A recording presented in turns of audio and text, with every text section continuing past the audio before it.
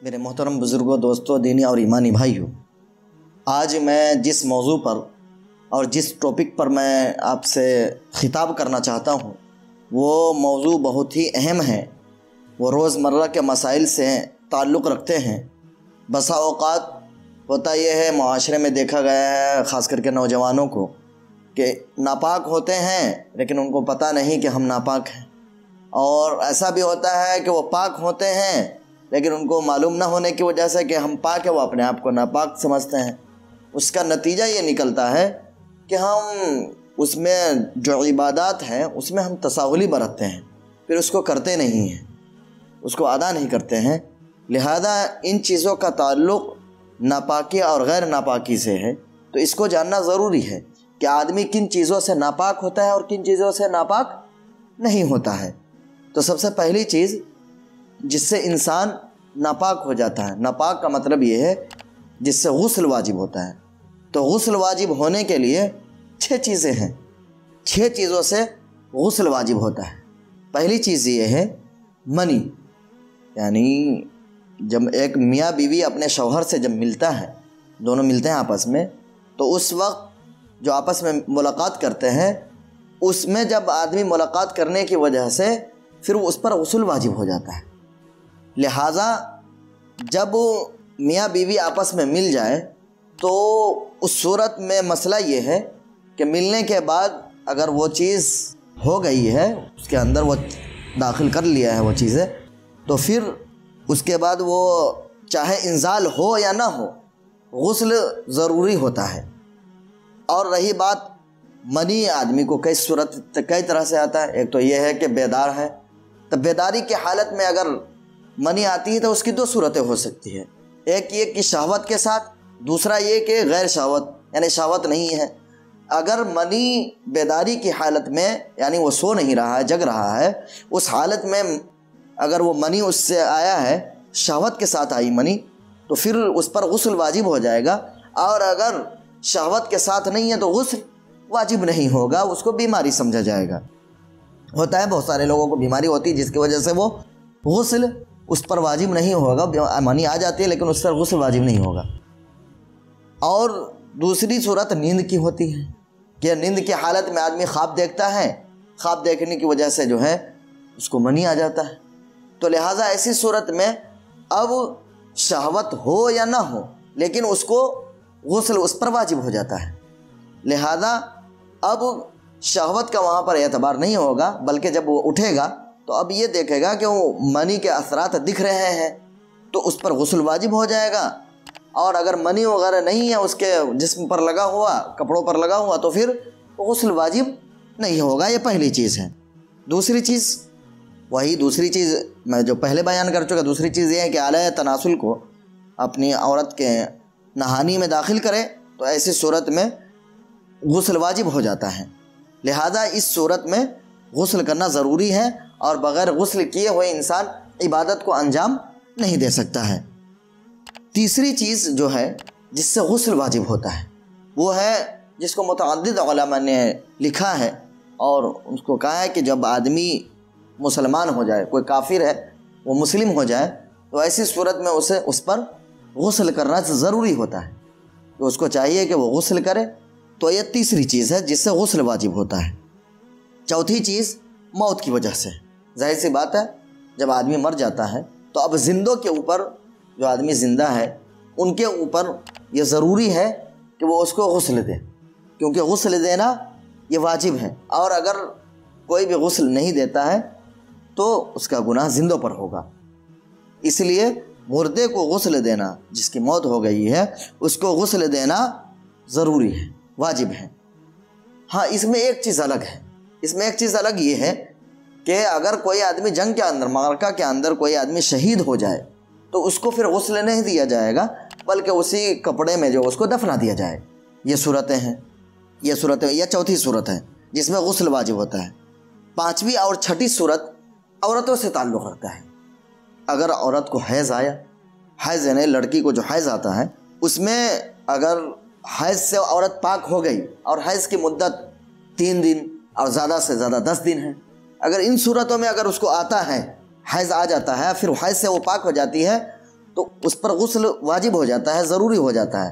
جب تک وہ غسل نہیں کرے گی، جب تک وہ نمازوں کو یا دیگر عبادتوں کو انجام نہیں دے سکتی ہے۔ اس لیے حیض سے جب بھی پاک ہو تو وہ غسل اس پر ضروری ہے۔ اسی طریقے سے نفاس ہے، یعنی نفاس اس خون کو کہتے ہیں جو بچے کی ولادت پہ جو خون عورتوں کو آتا ہے اس کو نفاس کا خون بولا جاتا ہے۔ لہذا اس پر بھی عورتوں کے اوپر ضروری ہے کہ غسل کرے، اور اگر غسل نہیں کیا تو ایسی صورت میں وہ کسی بھی عبادت کو انجام نہیں دے سکتی ہے۔ لہذا جب عورت حیض اور نفاس ان دونوں سے پاک ہو جائے تو اس پر غسل کرنا ضروری ہے۔ اور اس میں جو دلیل ہے وہ یہ ہے کہ آقا صلی اللہ علیہ وسلم نے فرمایا کہ جب تم حیض اور نفاس سے پاک ہو جاؤ تو غسل کرو اور نماز پڑھو، اور قرآن کی آیت یہ ہے فَإِذَا تَطَهَّرْنَ فَأْتُوهُنَّ کہ جب تم یعنی حیض اور نفاس سے پاک ہو جاؤ تو غسل کرو، یعنی غسل کر کے پاکی حاصل کرو۔ لہذا یہ 6 چیزیں ایسی ہیں جن کو جاننا بہت ضروری ہے۔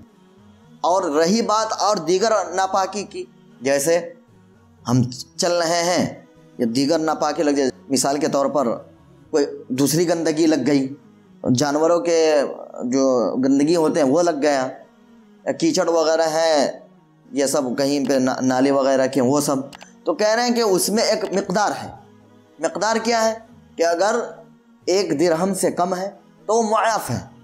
یہ بات یاد رکھنی چاہیے کہ 1 درہم سے کم ہے تو وہ معاف ہے، اور اگر 1 درہم ہے یا 1 درہم سے زیادہ ہے تو اب اس کو اس جگہ کو دھونا ضروری ہے۔ اور یہاں پر یہ بھی یاد رکھنا ضروری ہے کہ جو گندگی لگتی ہے اس سے جسم ناپاک نہیں ہوتا ہے، اس سے محض جس جگہ پہ گندگی لگی ہے وہ جگہ ناپاک ہوتی ہے، جسم ناپاک نہیں ہوتا ہے۔ اگر آپ کو آپ کے دامن میں لگ گیا یا آپ کے کپڑوں میں لگ گیا تو آپ کا کپڑا صرف ناپاک ہے، اگر بدن میں ناپاکی لگ گئی تو بدن آپ کا ناپاک ہے، کپڑا پاک ہے۔ تو جس جگہ پہ بھی لگے ناپاکی، وہ جو دوسری ناپاکی ہے منی اور دیگر چیزوں کے علاوہ، جو 6 چیزیں میں نے بیان کی اس کے علاوہ، تو آدمی کے اوپر غسل واجب نہیں ہوتا ہے۔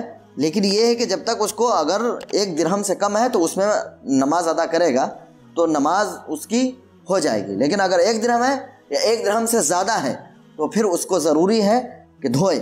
ہاں، لیکن دھونے میں بس اس جگہ کو دھو لے جہاں پہ وہ ناپاکی لگی ہے، بس اس جگہ کو دھو لے، بس بات ختم، اور اس کے بعد وہ نماز ادا کر سکتا ہے۔ ہاں، اگر وہ ناپاکی لگی ہوئی ہے اور ناپاکی لگنے کی صورت میں وہ نماز ادا کر لیا، پھر اس کو بعد میں پتہ چلا، لہذا اب وہ پھر سے نماز کو دہرائے، کیونکہ وہ ناپاکی کی حالت ہے، کیونکہ وہ جگہ ناپاک ہے۔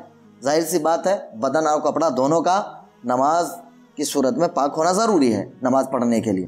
لہذا اگر کوئی ایسی گندگی جو باہر کی گندگی ہے، جیسے جانوروں کے گندگی ہے، وہ لگ جائے تو ایسی صورت میں وہ جگہ جہاں پر لگی ہے وہ ناپاک ہوگا، نہ کہ پورے بدن۔ لہذا یہ مسائل ایسے ہیں کہ آدمی نہ جاننے کی وجہ سے بہت سارے لوگ جو ہیں بہت سارے لوگ یہ بولتے ہیں کہ ہم نے پانی سے پیشاب نہیں کیا اس لیے ناپاک ہے۔ پانی سے پیشاب نہ کرنے کی وجہ سے ناپاک نہیں ہوتا آدمی، اس سے ناپاک نہیں ہوتا ہے۔ ہاں، بلکہ اتنا ہے کہ اگر اس جگہ پہ یا کپڑے پہ آپ کی پیشاب کی چھینٹ لگی ہے تو اس جگہ کو دھوئیے۔ آپ کا بدن یا کپڑا پورا ناپاک نہیں ہوا، بلکہ آپ نے بغیر پانی کے پیشاب کیا ہے تو ظاہر سی بات ہے 2 قطرہ آپ کا لگا ہوگا، نہیں بھی لگا تو اگر لگ گیا ہے تو اس جگہ کو دھو لیجئے، بس سمجھیے آپ وہ جگہ آپ کی پاک ہے، اور اگر اسی میں نماز آپ نے پڑھ لی تو آپ کی نماز نہیں ہوگی۔ رہی بات غسل واجب ہونے کی، تو غسل واجب نہیں ہوگا۔ غسل صرف انہی 6 چیزوں سے واجب ہوتا ہے جس کو میں نے بیان کیا۔ پہلی چیز منی کا اپنی جگہ سے نکل جانا، چاہے مرد کو منی نکلے یا عورت کو، اس میں دونوں برابر ہیں، مرد کو نکلے یا عورت کو، اس میں دونوں برابر ہیں۔ دوسری چیز اعلی تناسل کو عورت کے اندام نہانی میں داخل کرنا، اس صورت میں بھی غسل واجب ہو جاتا ہے۔ تیسری چیز کہ اگر کوئی کافر، جس کو متعدد علماء نے کہا ہے کہ اگر کوئی کافر اسلام لاتا ہے تو اس صورت میں بھی اس پر غسل واجب ہو جاتا ہے۔ چوتھی چیز موت کی وجہ سے بھی میت کو غسل دینا واجب ہو جاتا ہے۔ ہاں، اس میں جو شہید ہیں وہ الگ ہیں کہ ان کو غسل نہیں دیا جائے گا، بلکہ ان کو اسی کپڑے میں اسی خون میں ان کو دفنا دیا جائے گا، ان کے لیے غسل نہیں ہے۔ اور پانچویں اور چھٹی چیز یہ ہے کہ حیض اور نفاس سے اگر عورت پاک ہو رہی ہے، حیض اور نفاس آنا بند ہو گیا ہے، تو لہٰذا ایسی صورت میں عورت کے اوپر ضروری ہے کہ وہ غسل کرے۔ اللہ تبارک و تعالیٰ سے دعا کرے کہ اللہ تبارک و تعالیٰ ہم سب کو جو ہے ان مسائل کو جاننے کی اور اس پر عمل کرنے کی توفیق عطا فرمائے۔ وآخر دعوانا الحمدللہ۔